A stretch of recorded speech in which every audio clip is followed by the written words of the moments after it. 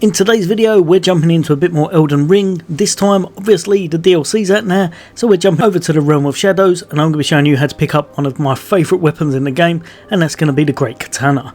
This thing is a lot of fun to use and I can see it being absolutely sought after because it's really good for both PvP and PvE. Now the great thing about this weapon, it has a massive range, it hits like a truck, it's fun to use and it's still pretty darn fast.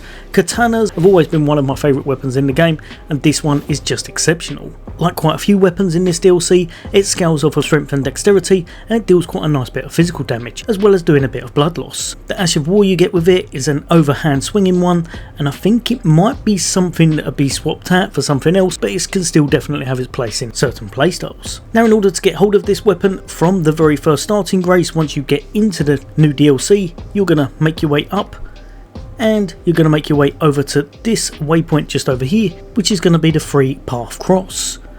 Now usually you'd make your way to the right and go all the way across the bridge, but instead this time we're going to make our way a little bit further just on this road here and make our way up towards this lake. Now the good thing about this, there's also another grace point right next to it, so we can grab that just in case anything goes wrong. So head off on your trusty steed and make your way towards it. As you're heading off there, there's also a kind of abandoned village that you can check out if you want to look in there as well.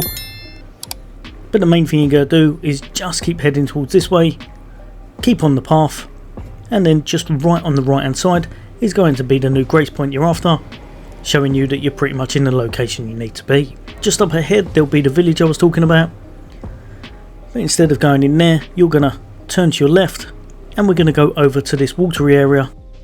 Now be aware there is a dragon here and I don't know if it actually activates or not because I kind of stealthed it just in case, but just make your way over to the water, make your way down the rocks, and then you'll see a body just on the floor that will have the item we're after, and that's going to be the katana.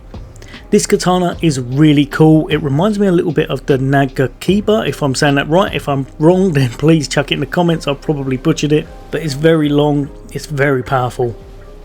One of the probably most sought after weapons within this DLC.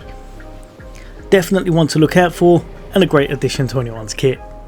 As always there's going to be a whole bunch more content from me, hints, tips, guides, some cool looking builds when I get some gear together, as well as some of the best and hidden items in the game.